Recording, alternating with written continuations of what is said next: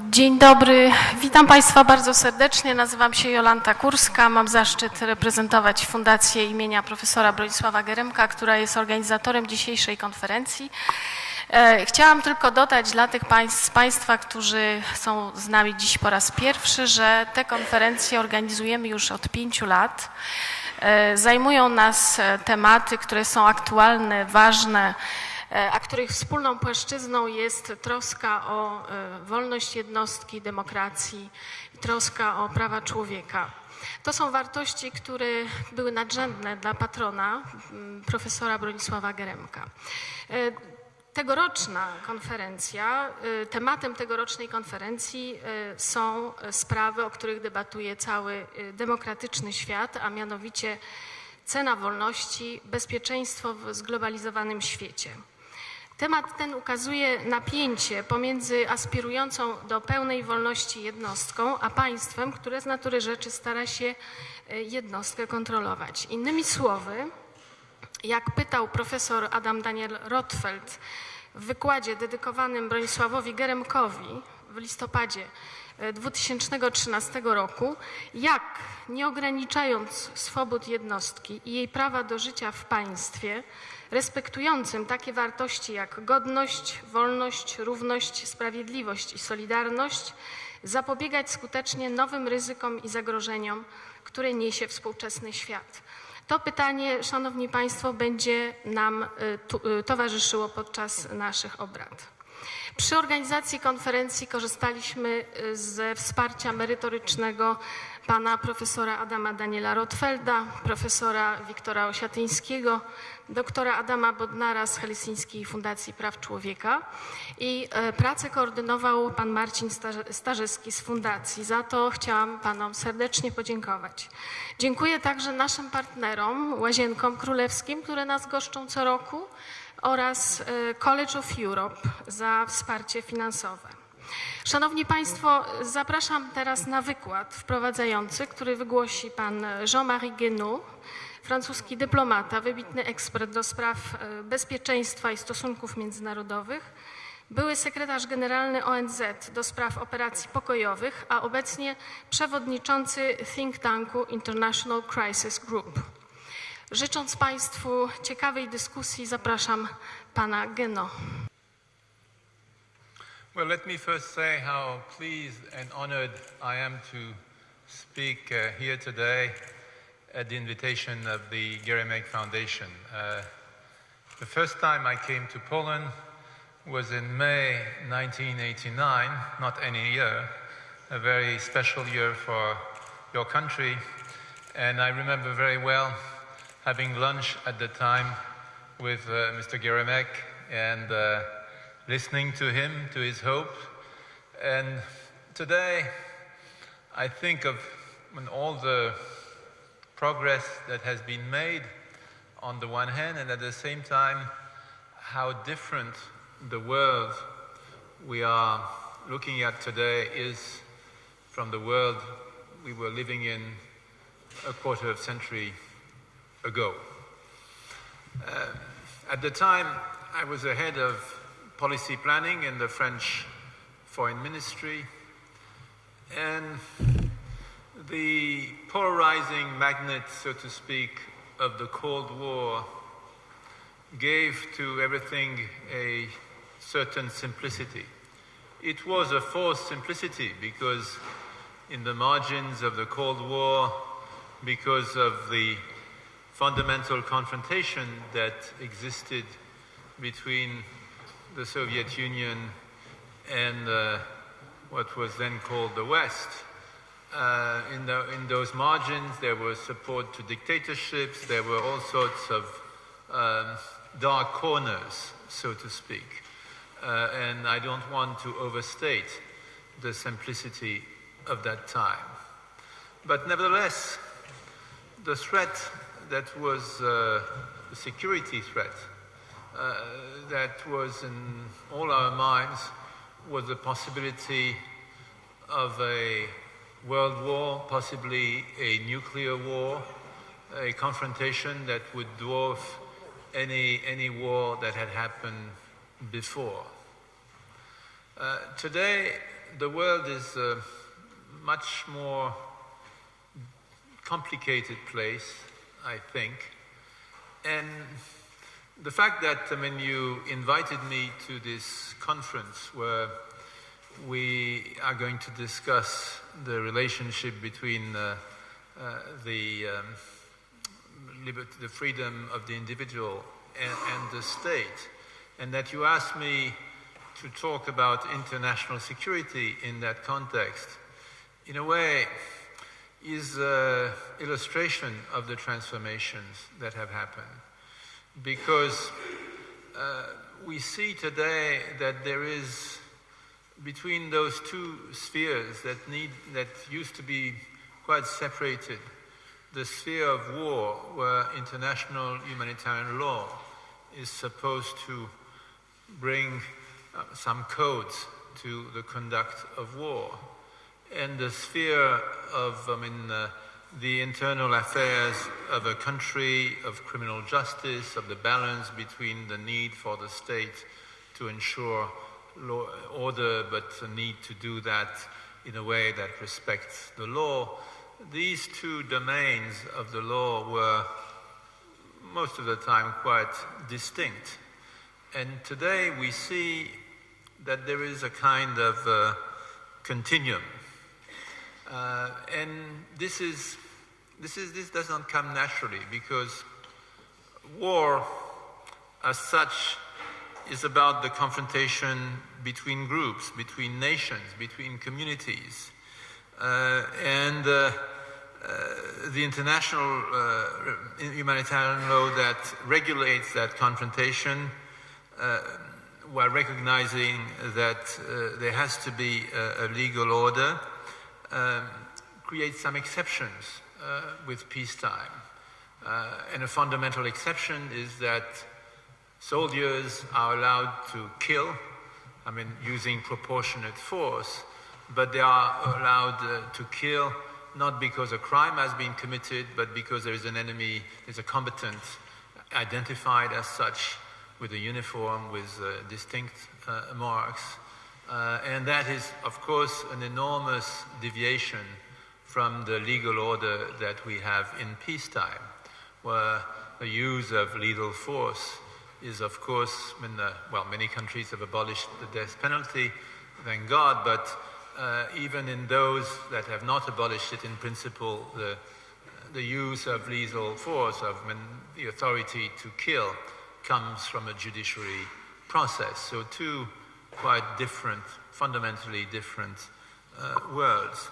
And today we see in the practice of what a horrible euphemism calls targeted killing, in essence assassinations, we see that this distinction is being eroded, and that we don't know whether we are pursuing criminals or whether we are conducting war. And I'm going to come back to that. And this is a sign, really, that the evolution of conflict profoundly transformed the relationship between peace time and wartime, and it challenges some of the basic principles that we have developed to live in a civilized and orderly and legal and in a way that is governed by the rule of law.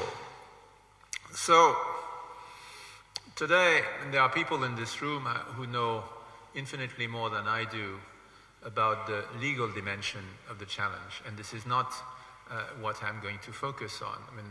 My role, I understand, this afternoon is more to look at this context of the transformation of conflict, and to answer that question of what is security? What is security in the context of the new shapes of conflict in today's world?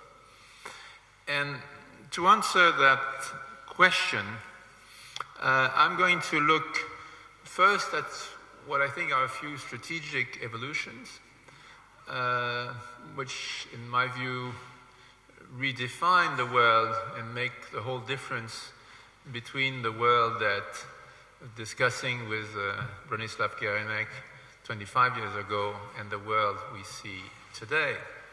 I'm going to look at that first, and then at what it implies for conflict. There's another great historian, Michael Howard, who has written a small book on war, where he explains how each political form, so to speak, has its own way of doing war. There's a feudal way, there is the war as it was conducted in the antiquity. He has a series of small chapters where he analyzes war as a reflection of a certain type of civilization. And well, that book was published many years ago. I don't remember the exact date, but certainly the last chapter of the book was about nuclear war and what that meant for our world today. I think if Michael Howard, who is still alive,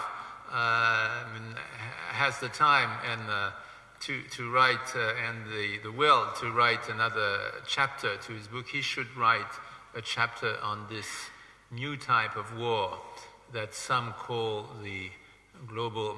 One of the aspects of that new war is what some call the global war on terror, and it's an expression I will never use. I would only say the so-called global war on terror, because I think it jumps over a lot of rather problematic confusions.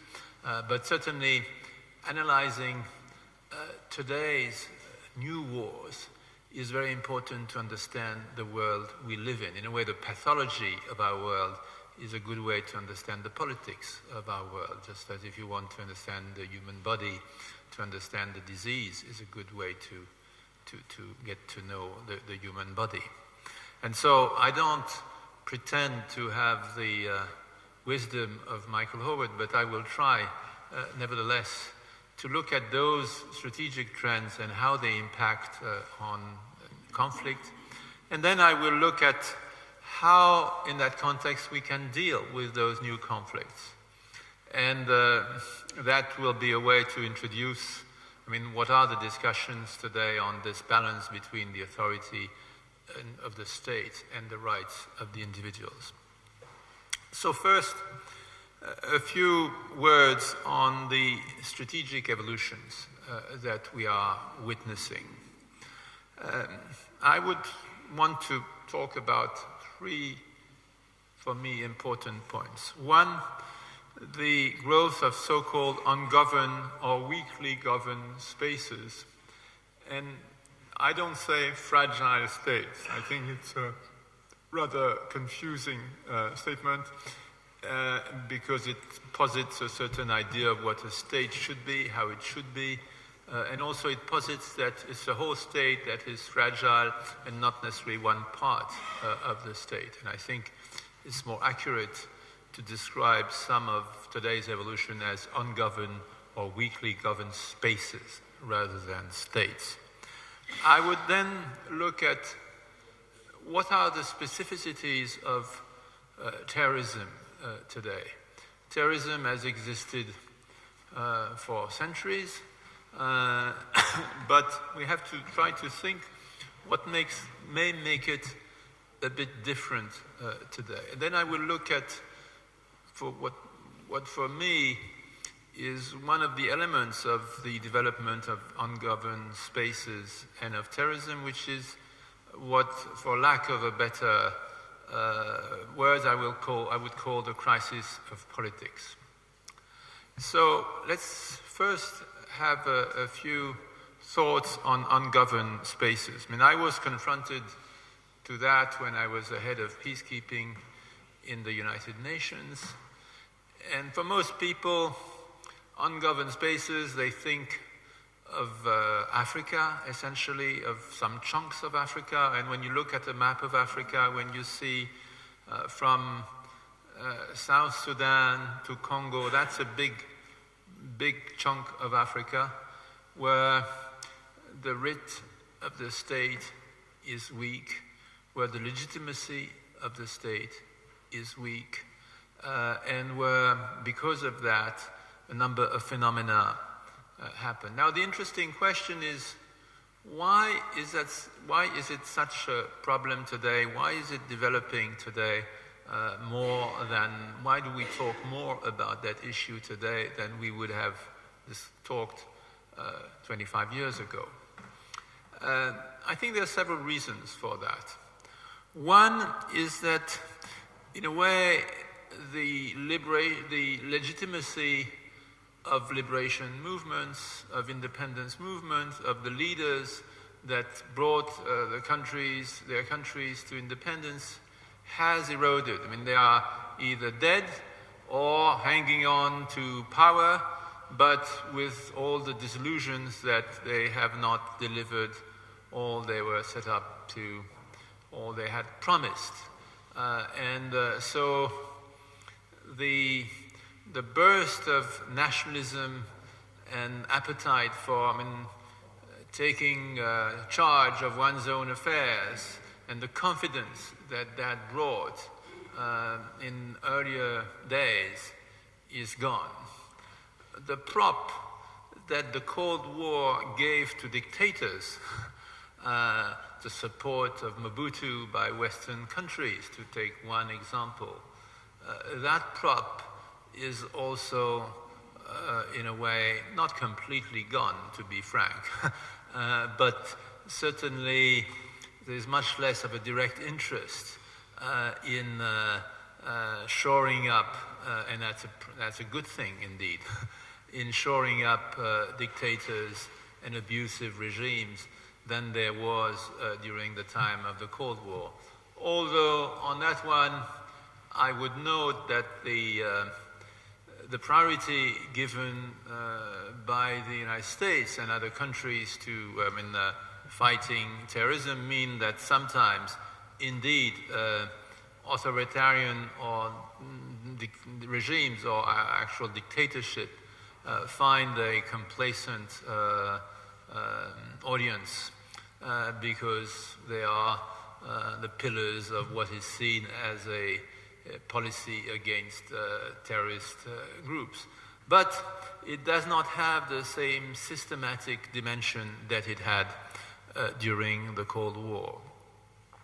But I would want to stress that, in my view, this question of ungoverned or weakly governed spaces goes way beyond Africa. I'm now the president of the International Crisis Group, and I was discussing just yesterday with the head of our program in Latin America, for instance, what's going on in some cities of Latin America or some parts of some countries of Latin America. And you see that the writ of the state and the notion that if you turn to a police station, you will be protected rather than threatened, that notion is absent in a number of places. I would say that in our own countries, when I go in some suburbs, the notion that that the state performs its basic contract with citizens, giving them education, security, the basics that a human being wants, that contract is weak, if not broken in some cases. I would not compare our suburbs to some corners of the Democratic Republic of the Congo, but that would be a bit excessive. But I would say that there is indeed a weakening of the state in a number of places around the world, not just states, sometimes one part of a country, sometimes a suburb, sometimes some cities. And that is a broad phenomenon. And I would add that to the question of decolonization, the legitimacy that came with decolonization, the legitimacy that came with states delivering the basics, the notion of the Weberian state, that notion being eroded. And we see it in places, well, in Africa and elsewhere. We see in northern Nigeria how, the state does not deliver the basics. And when it pretends sometimes to provide security, it's a security that is often a threat to to the people rather than a reassurance. So you see that one of the elements of the legitimacy of the state, this sort of functional role of the state, is at risk, and that is the problem. And I would add to those reasons for the development of non-governed spaces the geopolitical phenomena of the end of big empires. And there is one which is not too far from Poland, the Soviet Union, and we see in the Ukrainian crisis that you can read it with traditional geopolitical lenses of the power of a capital, of Moscow asserting its power, and pushing, and you can have a geopolitical read of that brings us to analysis that would not be so different from the kind of discussion we could have had 25 years ago. But at the same time, we see that part of that crisis is the fact that for many years Ukraine has not consolidated institutions that in many parts of the country the power of money of local oligarchs has been a defining element, and that fundamental weakness, the lack of trust of the people in the institutions, creates risks and opportunities, if one wants to exploit them in a power game, that are somewhat different from the kind of confrontation that existed during the Cold War. And today we see the great tragedy of what's happening in Ukraine, but there are other parts in the periphery of what was in the Soviet Union, which have different but similar problems. And so I think how legitimacy is built in countries that emerge from an empire that has collapsed is a fundamental issue. And of course, the other part of the world where that question must be addressed is the Middle East, where after the end of the Ottoman Empire came almost 100 years ago, at the end of World War I. But there was a parenthesis first of the mandates, the Sykes-Picot arrangements, and then a series of military dictatorships which built on the notion of Arab nationalism with one-party rule. And there we see that, in a way, the problems that were left unresolved by the end of the Ottoman Empire, the question of what is the legitimacy that will bring together the people of the various countries that were created at the end of that empire, that question is now before us. And competing legitimacies are fighting to fill that vacuum and to answer the questions that were falsely answered first by the colonial mandates and then by the dictatorships that replaced them. And so the question of the legitimacy of the state there is a very pregnant and pressing one. So that's the first, I think, important trend that we need to have in mind as we look at the new dimensions of security today. Then terrorism. As I said, I don't think, and today, everybody talks about terrorism as the threat. I'm reminded that in my own country, in France, at the end of the 19th century, there were rather big terrorist attacks. In the National Assembly, there was a bomb right in the middle of the assembly that wounded a lot of people. The whole anarchist movement then. Everybody remembers the the waves of terrorism in Russia in the 19th century. So terrorism is not new. And there was the terrorism of the 70s, the Palestinian terrorism of the 70s, and spectacular terrorist attacks. And yet today's terrorism is quite different. Why? I mean, there are factors that are relevant today as they were yesterday. In an asymmetric world, we should not be surprised if there are asymmetric threats.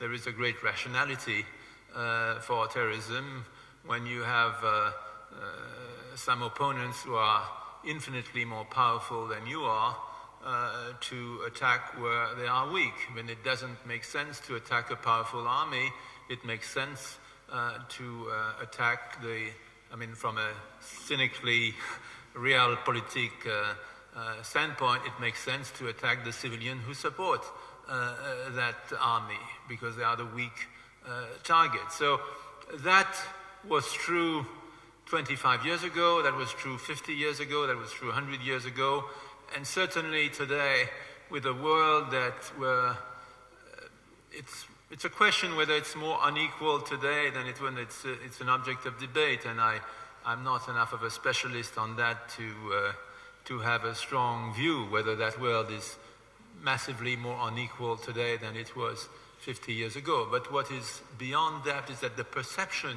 of inequality is stronger. So there are reasons there that bring today's terrorism in a way close to yesterday's terrorism. But then there are other aspects which make it very different. And I would, to use a slightly pretentious word, I would say the connectivity of our world makes terrorism today much more effective and a much greater phenomenon. The connectivity, the physical connectivity and the media connectivity. The physical connectivity, because indeed, and we see that in the billions of dollars that have been spent in transforming security in airports, and the notion that if you want to protect yourself, you need indeed to take all sorts of practical measures, because if one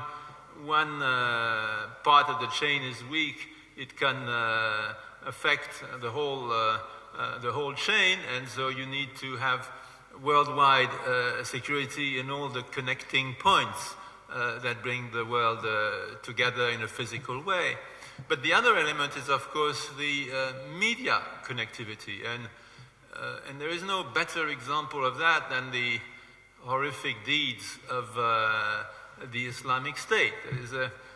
The beheading of Westerners is a horrible thing, but it's what makes it a world phenomenon is the way it is publicized by videos and the staging of it, because statistically this horrific deed so far has affected a few families, and it's horrible enough. But as a strategic phenomenon, one could say there are many wars, many actions that kill many more people than those deeds. But the media impact is massive, and you see, I spend a lot of my time in the United States, you see how these deeds, well publicized, have moved the public discussion in the United States, and I think also in Europe, in a way that is, considering what actually happened, one would not expect that it would be such a massive reaction. It's the combination of the horror with the capacity to publicize that horror, and that is something quite different. But maybe the most important point that I would want to stress is the new type of terrorist that we have, and the connection between the local and the global. I mean, it is not said enough that, for instance, the recruits of Al-Qaeda, many, are not at all indigenous recruits. And there is a great book by Olivier Roy, called The Holy Ignorance, who talks about the separation between religion and culture in our world. And what strikes me today is how terrorist movements are not rooted in a territorial issue the way they used to be. It's not about really conquering power in a particular place, fighting for a national cause, the way the first wave, for instance, of Palestinian terrorism was fighting for. This is a non-territorial fight, and that's what makes it also global, and it's a connection. And what's interesting and new is the combination of very local grievances with a global agenda. Because often those who join those groups, whether they come from Western countries, disenfranchised people in French or other suburbs of Europe, or Sunnis who feel victimized by, in the Middle East, by whether it be the Iraqi regime or the Syrian regime, and what they perceive as a lack of sympathy and support for their cause. So there are some very specific local grievances, or we could think of in northern Kenya, some of those who join the Shabab. There is part of them are Muslims with Somali connections who feel disenfranchised. So you have those local roots, but which connect to then a global cause. And we help make that cause global by elevating it, which I don't think is the smartest thing that we do. But that makes it very different from yesterday's terrorism. And I think it reflects a transformation that is at the root of both in the development of ungoverned spaces and terrorism, which is the crisis of politics. I say that in this great city of Warsaw, remembering the enthusiasm and the hopes we all had, and there are reasons to be proud of all that has been achieved in those 25 years. But I would add at the same time that there was a certain triumphalism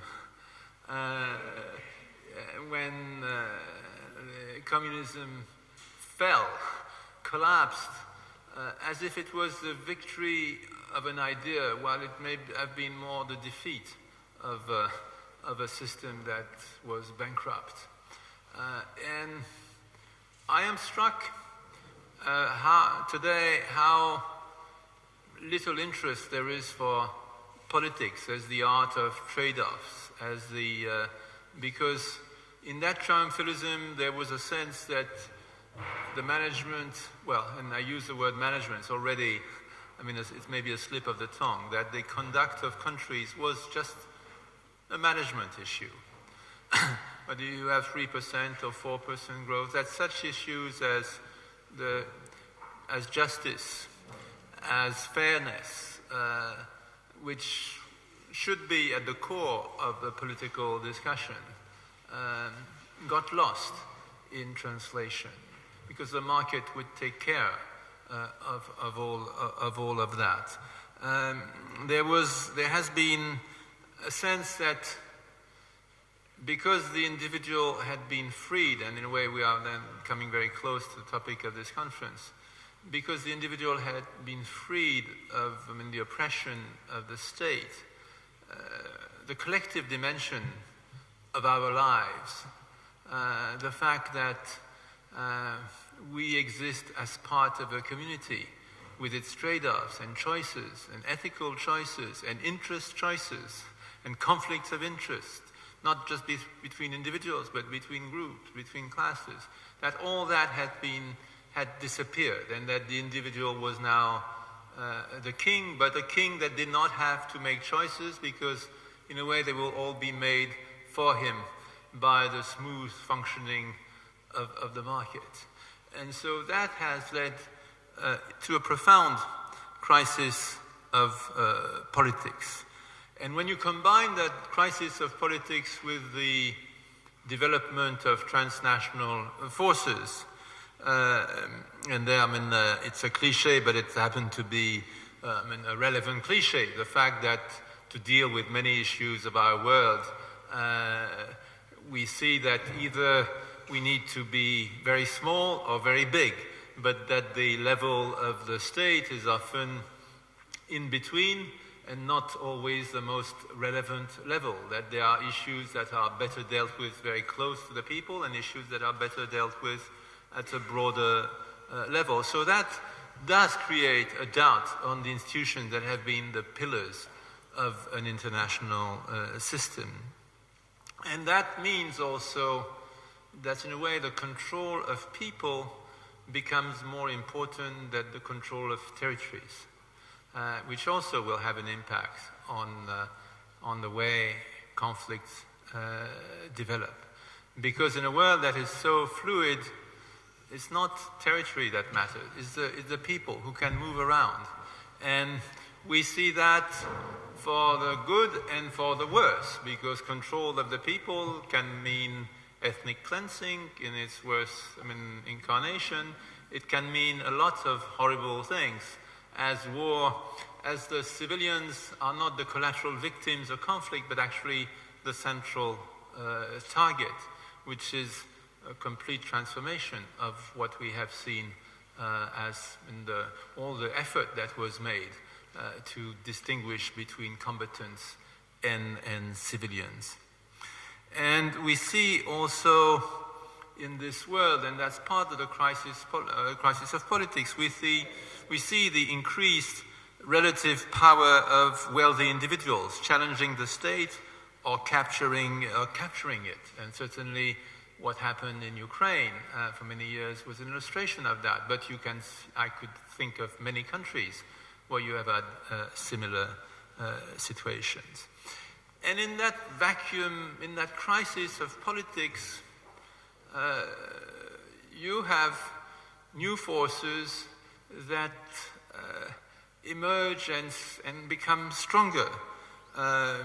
You have the attempt at the instrumentalization of nationalism. Certainly we see it now in many countries. We also have the question of religion, and I come back to Olivier Roy, who says very intelligently that religions, they have developed in the context of states. And so there was a territorial connection between religion, culture, a country. And in a way now, because the state frames religion as something distinct, for a variety of reasons that would be too long to discuss here, you see how religions are, because they're not territorial in essence, are part of that new way of filling the vacuum of politics, which can be quite dangerous. So, having said that, what does that mean for conflict? My second point, and I will try to be shorter on that one. Well, when one analyzes conflicts, the traditional analysis was to say until the end of the Cold War, interstate conflict, then growth, intrastate conflicts, although one has to be very clear that there were many more conflicts before the end of the Cold War than after the end of the Cold War, and because you have some people who say, oh, this was a kind of, cynically golden age where the world was at peace. That is not true at all. Not to mention in the oppression of all those who were oppressed, but also the fact that you had during this Cold War, you had some pretty massive wars. Think of the partition of India and Pakistan, think of the civil war in China, think of the Cambodian genocide, you had some massive war. But most what structured with the world was interstate war. Then we had this wave of intrastate wars managed largely by UN, big expansion of UN peacekeeping operations, and a steady decline in conflict. I think we have entered, in a way, a third phase, which doesn't mean that interstate war has disappeared, which doesn't mean that the traditional intrastate wars between groups have disappeared, but which means that more and more we have what we could call hybrid conflicts. Hybrid in two ways. In one way, because they are interstate and intrastate at the same time. And again, the conflict in Ukraine is an illustration of that. There's an interstate dimension to it and an intrastate dimension to it. You could say the conflict in Eastern Congo has been an illustration of that. So that's one way they are hybrid. They're also hybrid in the sense that they mix the political and the criminal, the collective and the individual. And again, you see in those conflicts warlords who have a personal agenda, who want to consolidate power for their own private gain, but at the same time, they use local dynamics to acquire political backing, and so there's a continuum from politics to crime. And that is a great characteristic, I think, of those conflicts, where you cannot distinguish the sphere of politics often from the sphere of crime. They're all shades of gray.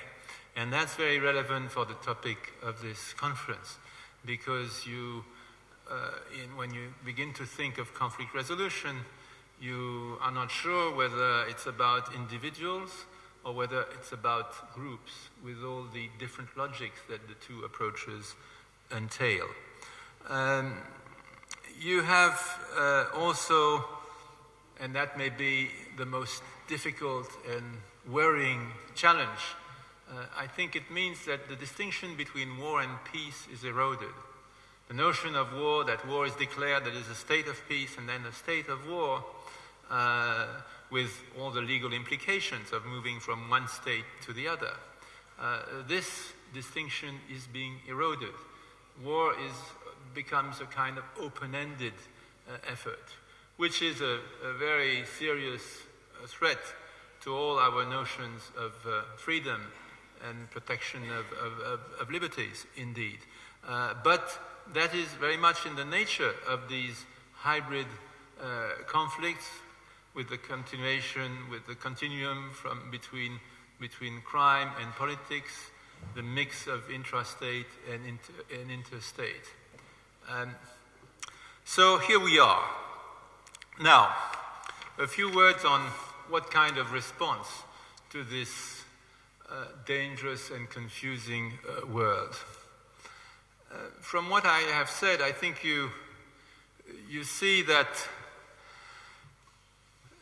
there is a tension between focusing on individuals and focusing on groups, focusing on the logic of war, which is a collective logic, and the logic of crime, which is about individual accountability. And the mix is a dangerous one, legally and operationally. We see, indeed, that in this fragmenting world, where people are not unified by a political program, where they are not fighting like they would have fought for a real program in the 50s or 60s, and you cannot say that religion is a program, because it is not. It's more a marker than a program in many of those situations. You see in the ranks of the Islamic State a number of former officers of Saddam Hussein who are not shy in drinking scotch in their spare time. So the notion that this is just about a religious program, I think, doesn't do justice to the complexity of recruitment and what it is about. It's very different from the groups that were motivated by a program and the notion that they would implement that program. So that means the fragmentation where it becomes important to track individuals, and that is a very dangerous direction to take because it's a continually expanding target because of the fluidity. You start with foreign groups that you see as more likely to be a threat, then you move to immigrants, then you move to disenfranchised, and before you know it, it's the whole population that you want to track, precisely because the factors that could turn one individual into a threat are not so well identified as they would be in the traditional way of conducting war and having conflict, so to speak. And this is all the more dangerous as the progress of technology on the side of surveillance means that with powerful computers, the logic of monitoring has, I was involved in the commission that reviewed French national security in France, and I had a glimpse of the potential and risks of those things, in the sense that in the traditional surveillance mode, you identify individual X, and then in a democratic country, you get a warrant to monitor that person. In the new technological world, you think that there are many more people that you would want to monitor. Two, the way to monitor changes. The haystack, instead of looking for the needle in the haystack, you have an interest in the haystack. Because with powerful computers, you will detect anomalies, you will then find, so you're interested in comprehensive monitoring, because it's from that comprehensive monitoring that anomalies with powerful algorithm will pull some individual. But the data that are thus accumulated are enormous.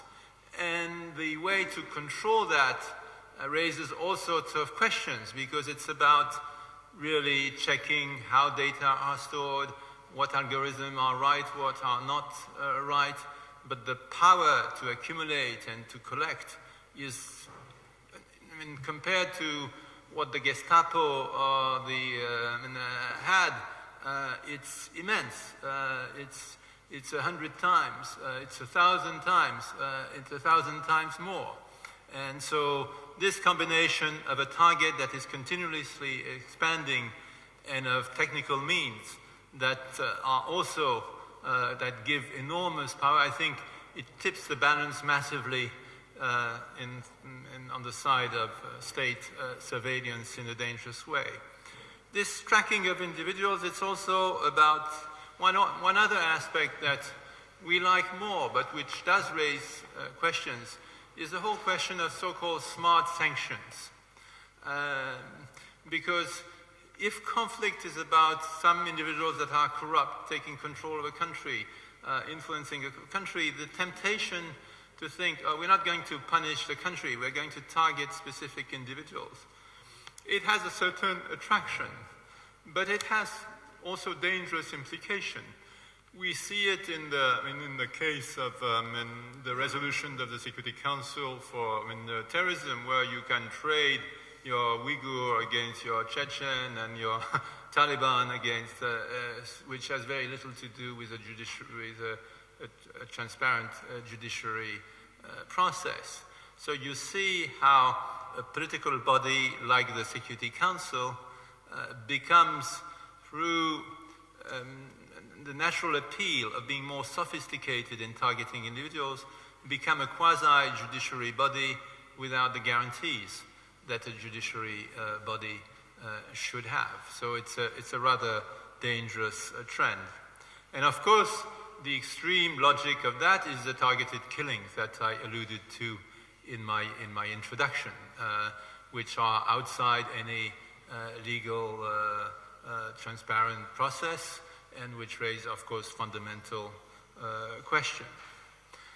This approach has a lot of negative consequences. We're going to discuss during the conference the fundamental challenges that they pose for civil liberties, for the rights of individuals. But I think operationally, you can also launch a pretty strong critique of many of those processes.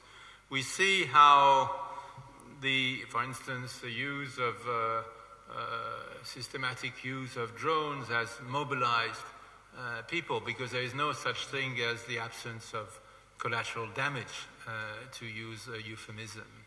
And the very notion of this all-powerful enemy that can, out of a blue sky, suddenly destroy a house and the people in that house, it reinforces the sense of an enormous imbalance. And so it's a great recruiting tool in some ways for those who want to recruit. It also raises a question on who you negotiate with. Because is the answer, and that is the answer to fragmentation, to fragment even more? And that's a political question. Vis-à-vis the Taliban and other groups that have used terrorist methods, is the answer to destroy their chain of command, hoping that then they will be so diluted that they can be absorbed and dominated and come back to a legal order? Is that the best way, or do you need at some point to have interlocutors with a reliable chain of command? In the case of Afghanistan, many of the mid-ranking Talibans who've been killed very effectively by a campaign, they have been replaced by people who were younger than them, who had never had any experience of running anything, but were good at making bombs and improvised explosive devices. Are they the best interlocutors if tomorrow you want to negotiate some kind of settlement with them? In the case of the Shabab in Somalia, the Shabab have moved more and more to the extremist Islamist ideology. It was not completely the case a few years ago.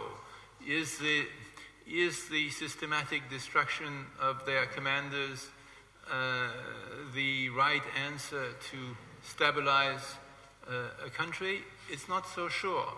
I think it depends. I wouldn't say that in all cases it does not produce result. And I'm not taking there the whole set of moral and legal issues that those actions, but just from a purely operational standpoint, I think there are issues that need to be looked at. And so to conclude, I would say that indeed we live in a more fragmented world, where the continuum between the collective notion of war and the individual notion of terrorism, of this fragmentation, this dilution of human communities, that there is a competition and a tension between the two. I strongly believe that the long-term answer to security in this globalized world is in the restoration of politics, in the restoration of a collective dimension.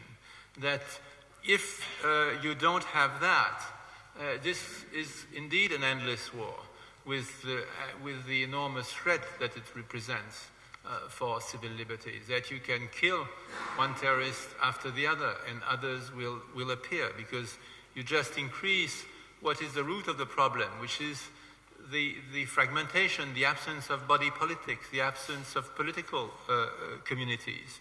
And so when I look at at what was my job, the United Nations head of peacekeeping, I see how important, beyond the military dimension of peacekeeping, which is to provide a limited measure of security in the gray area of post-conflict countries where it's no more open war, but it's far from real peace. In that gray area, if the politics are not addressed, then everything will fall apart. This is what we have seen in South Sudan. This is in a way, the case of Congo, where superficially things are better, but there is not yet there is not an inclusive way of doing politics in Congo. Far from it. There are discussions today on the possible change of the constitution to keep the present leadership in power. There's not been consolidation of the institution that could balance that power. There's been more focused on national election than on local election. So if you don't address this political grassroots issues of organizing communities so that they become truly open societies, so that they become organs that have a life of their own, a capacity of their own to challenge those who threaten them. I think this is an endless fight. And I would say that you have to put at the center the politics, and then you can, from that, look at the various aspects of the state, from security sector reform, from justice, to the basic delivery of public goods. But the foundation is politics. And today, to conclude on conflict, I would say that between the individual and the global, we need to reinstate political communities. Because today that is really the danger. We have lost souls, and they have nothing between them and the global world on which they have no control. And if you don't have political structures in between that they can trust, that can be the benevolent custodians of their own people, then security, the search for security, is going to be an endless search. So yes, some security measures need to be taken. They should be taken with much more thought and balance with to protect private liberties, but a securitized approach to security will not provide security. What will provide security is trust of the people in their in their government. Without that, in the end, the fragility will be there. The weakly governed spaces will reassert themselves, and they will be exploited by all the force that I've described. Thank you.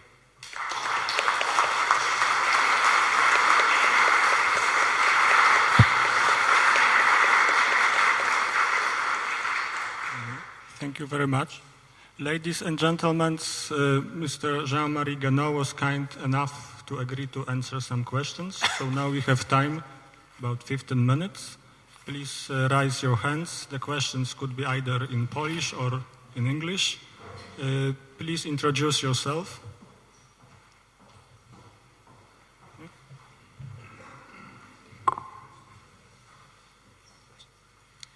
I will speak in English, so it doesn't matter. Krystyna Maja Wilczek.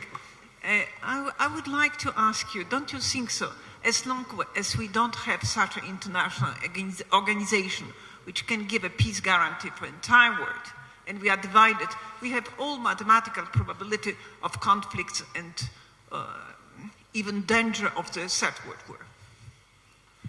Well, I worked for 8 years at the United Nations, and the United Nations Charter was negotiated and signed in 1945. It's way ahead of its time because it assumes an international community that does not really exist. But you can draw opposite conclusions from that. You can have a cynical conclusion to say all that is just talking shop, it's not relevant. My conclusion is different. I think indeed there's a great aspirational dimension in the United Nations. But these aspirations, as a beacon, they matter. The fact that an international criminal court was created matters. The fact that there is a human rights, Universal Declaration of Human Rights matters. even when, with all the hypocrisy of states ratifying it and then violating it. It's the homage of vice to virtue, but it's the homage of vice to virtue is the beginning of virtue. And then we need, of course, to keep pushing. But I do think that those institutions, as imperfect as they are, and I am well placed to see, in a way, the Security Council of the United Nations is the world capital of cynicism, if one may say. But nevertheless, it is a step in the right direction. And so I think that tension between the aspirational and the practical that the Charter of the United Nations tries to achieve is something that we need, and we just need to keep the tension so that some progress is being made. But certainly in 2014, we are a few years ahead of where we were in 1945, but not so many years. If I may just tell one word more. After the First World War, an English aristocrat, Chelwood, he created League of Nations because he wanted to create an organization which will act as a prevention for war. And unfortunately, the instrument was not efficient. We had a Second World War. A Second World War was giving Warsaw Pact and NATO and United Nations. And now we don't have a Warsaw Pact, and we are divided by NATO and United. I think evolution asks for new, much more efficient instrument which can give a peace guarantee. Yeah, the question of the reform of international institutions is a vexed one. I've read books on the negotiation of the UN Charter, and this was 1945. There was one unipolar moment in the history of the world. That was it. The United States had a monopoly on nuclear weapons. It was the creditor of the whole world. It had half of the world production because Europe, Japan were in ruins. It has unparalleled power, much more in relative terms than it has had in any other period of its history. And yet, it's quite striking how that negotiation of the UN Charter was a difficult exercise after a world war that had killed tens of millions of people. So to reform international institutions when there has not been something as catastrophic as a world war is, I think, sadly, considering the reality of diplomacy, it's almost impossible. You can adjust at the margin. I think in the practice you can make progress. To have a fundamental institutional reform is probably an unrealistic goal, sadly. I am the first to believe that it's badly needed. I think practically very unlikely to happen. Andrzej Kopszyński. Chciałem zauważyć taką rzecz, że do połowy XX wieku terroryzm opierał się na niesprawiedliwości społecznej. Teraz, obecnie, na ideologii. Czy jest możliwość jakiegoś dialogu? Mi się wydaje, że nie, ale może jest możliwość jakiegoś dialogu właśnie z przywódcami islamskimi.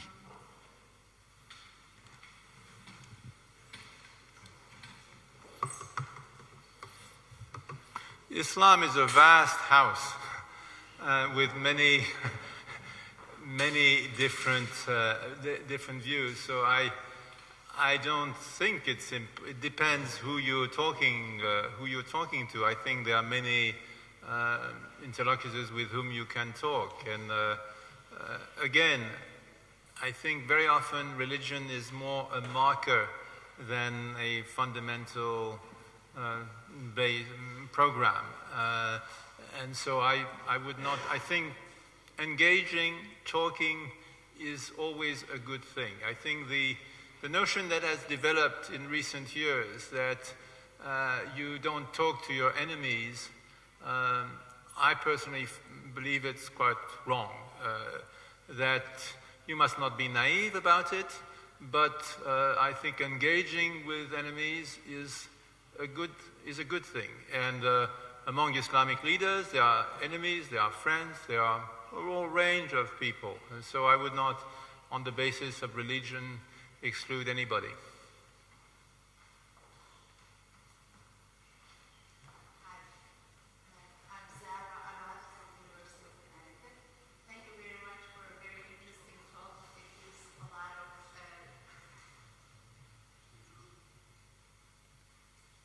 I think it works, huh? Okay, I'll start over. Zara Arad from University of Connecticut, USA. First, thank you for an interesting talk. It raises a lot of questions. I have two comments or questions related to each other.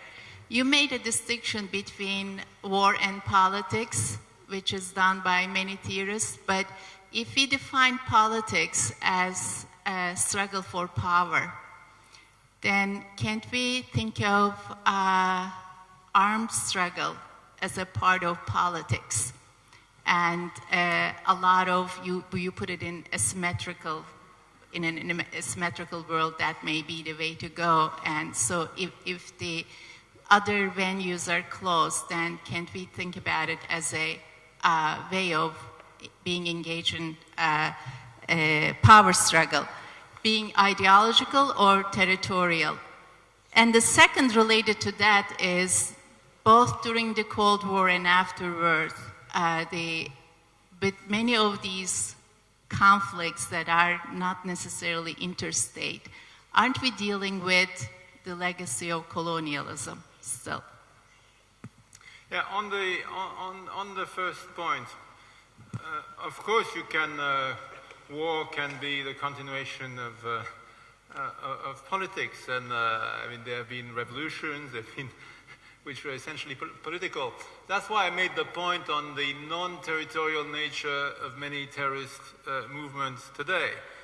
You could say that Black September, I mean, they wanted to take over the Palestinian movement for, I mean, to control a piece of territory. They had a very specific goal. I don't think that's the case today, even though the Islamic State calls itself a state, and that's something new, and I think in a way it's a weakness, tactically and strategically. But I don't think that they're really after a piece of territory. They're after something different, and so that is why it's, in my view, different from traditional battles. I think politics, for me, is for a human community assembled in a particular territory is what are the trade-offs, what are the priorities? Would I spend more for defense or for education? This is politics. It's conflicting goods, but it's the notion that there is something more important than one good or another, which is the fact that you are a community on a certain territory. And when that territorial grounding of politics is under threat, then I think you have a serious problem. Your second question was the legacy of colonialism. Yes, of course. I mean, it's often been argued that the borders inherited from the colonial period are artificial. All that is true. I think it does not answer. It doesn't give the full answer, frankly, because every border is artificial, frankly, and there is a certain dimension there of thinking that there is such a thing as a natural border, which puts a premium on a certain type of legitimacy. So you should not divide a tribe between two countries in Africa, because that will then create more legitimacy. So that means you think that the tribal legitimacy is the fundamental legitimacy. That is open to question. So I think in a way you can accuse colonialism, but at the same time history has moved on. And I think today the independence, they came for the latest, they came in the 60s, some in the mid-50s. You see a situation like Sudan, which has been at war almost since independence. There is a problem fundamentally of the balance between the tribes of the Nile, which have traditionally dominated the country, and the rest of the country. That is the real issue. I think the problem in many of those countries is that the legitimacy of a human community is not well grounded. And I think we should be humble, especially in Europe, on that one, because Europe has had centuries of wars between its countries to define borders. Centuries. It has been the most war-intensive continent of the world. And so, I mean, we have acquired some wisdom on that basis, hopefully. But the nations of Europe, they are built on that, each of our nation, if we look at our past. And so now we want, and we're right to have that ambition, but it's a very high ambition. We want to compress that sequence of centuries in a few decades. And we should, because, I mean, who wants to, for the rest of the world, the future of the European past? It's been a horrible past. It's been a great past in some dimensions, but it's a horrible past in many dimensions. And certainly, if we can avoid that for the rest of the world, we should do everything to avoid it. But at the same time, we have to have our eyes wide open on how we got where we got through the sword most of the time. And this raccourci, I mean, the shortcut that we hope for the rest of the world, it's difficult to achieve. All the more so as they are connected to the rest of the world, which is a help, but it's also a challenge and a threat. My name is Viktor Osiatliński. I'm from here and there, and I had one question, now I have two. No, my question is, Europe, we reconciled a lot, not just because we fought each other for 700 years, but also because some incredible resources became available and the governments could take the risk and charge to share these resources. So without that, actually, just the experience of 700 years of killing each other probably would not be efficient. Do we have, first of all, resources there, and second, willingness to share them? And when we look at Europe, and Zara asked a question about colonialism, so I was at Open Society Foundation for 4 years at the board of the group that was inventing the legal instruments to fight corruption of natural resources in Africa. And let's take DRC that you mentioned.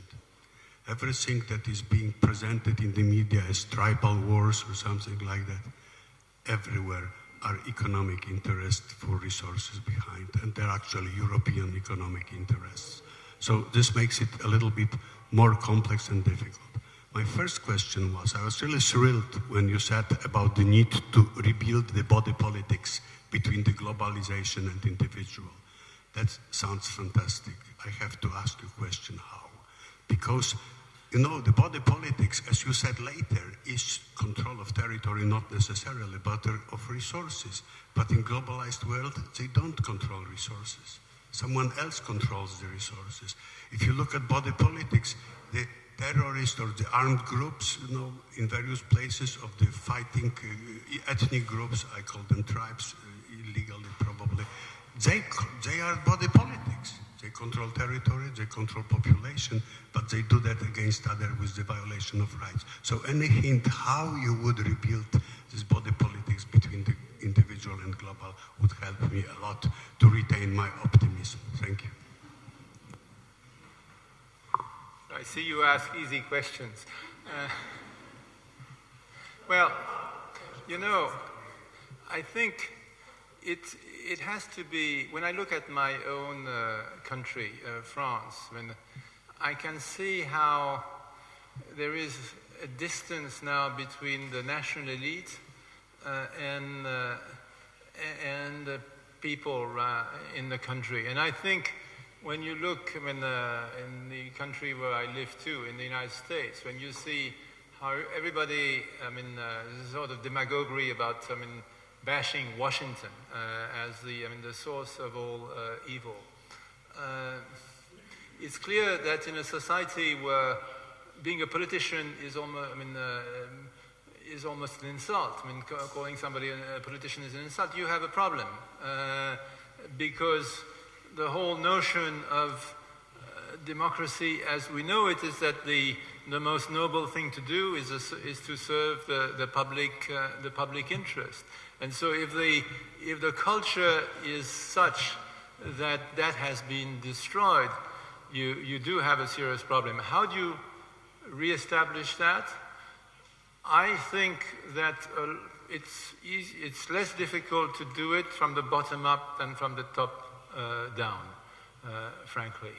But I think in our societies, in a different way, in the US and in France, in the US it's partly the result of gerrymandering and the fact that you have people who control a constituency in a way that is very undemocratic. In France, you have I mean, it's less so now, but you still have conflicts of interest of people who have various positions in local government that consolidate their power, and a lack of transparent accountability to the people. I think this local level of government, which is seriously compromised, if that level of government is not strengthened, you do have, it pollutes the whole debate on politics. The difficulty, of course, is how you connect those different levels. It's a difficulty that is the key challenge for the European Union, of course, because the local level cannot deal with many issues. It needs much broader level and beyond the national state, at the level of the European Union, and sometimes broader than the European Union, real global, and there is a sense of being dispossessed, of losing control, and how you create those connections. I think we are all grappling with. If I had a ready-made answer for your question, I think I should deserve a great prize, but I don't have that answer. I do believe, nevertheless, that starting from the bottom up is probably the beginning of restoring some kind of credibility to politics, and recognizing that politics are about values. It's not just about management and a growth rate. It's about choices of trade-offs between conflicting goods, priorities between those goods. And those choices, they cannot be made on any other basis than a certain ethical choice. And I think if you don't occupy that terrain, you will lose, because then managerial logic will appear as a camouflage for the power of elites who self-reproduce themselves. One more question, the last one, please. Thank you. My name is Wanda Nowicka. I'm a member of Polish Parliament. Thank you for the fantastic lecture, very inspirational. I also would like to address your final analysis about the need of restoration of politics, with which I fully agree. However, also what you've been saying about the need of repoliticization of communities, that they are not political enough, and so on. I'm not sure that I would agree with you. The problem is that communities, of course, you always want to have communities being more active, more engaged, more political. The problem is that we are having more and more communities which are political, but they are very, very conflicting interests.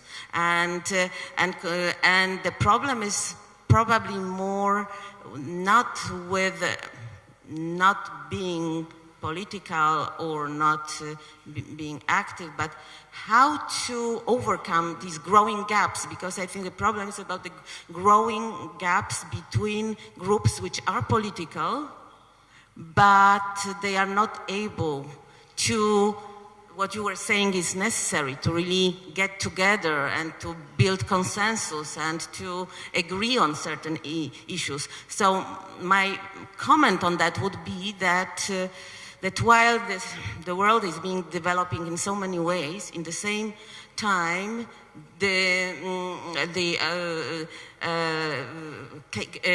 ability of the societies of people to agree and work together on certain issues is lacking or diminishing. I don't know if you would agree with that. Thank you.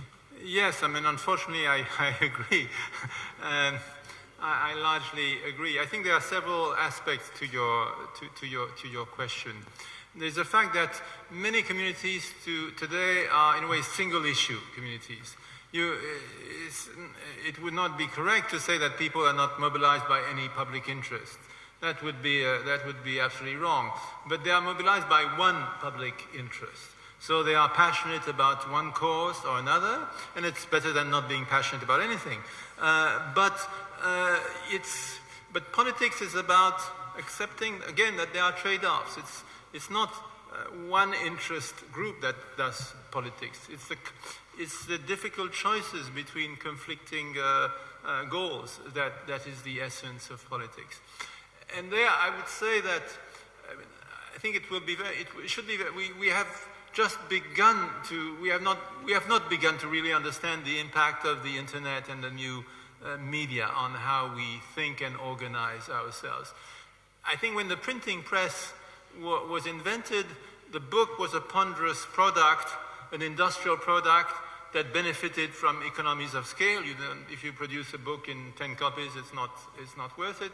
But also because it was a ponderous product, it had a limited market, especially at a time when communications were not ideal. So the book, and you see that with the role of the Gutenberg Bible in expanding German in German lands. I mean, you could see how the book was, in a way, a great enemy of dialects, because it's not cost-effective to print a book just for a valley, so to speak, but a great friend of future nations. And today, when you think of the internet, in a way, it's the exact opposite, because the internet, when you have a text that is read by 5% or by 5 million people, it doesn't make a difference in terms of cost, minimal difference. And so the internet, in a way, it promotes little bubbles and globality, because, of course, to communicate, you have a lingua franca, which is the English, so you have a global pseudo community, but at the same time, as you navigate the internet with more and more sophisticated research engines, with more and more sophisticated advertising, I don't know if you're passionate about cats, you will only see as advertisement for cat food, and you will go to websites that reinforce your passion for cats, which is fine, because passion for cats doesn't kill. But the danger is that the same logic can apply to much more dangerous passions. And I think this democracy is based on happenstance, that you meet people you don't expect to meet. This whole idea of the agora, which was certainly an imperfect democracy with slaves and everything we know about antiquity, but the notion that there is an element of happenstance, of surprise, of difference, and accepted unpredictable differences.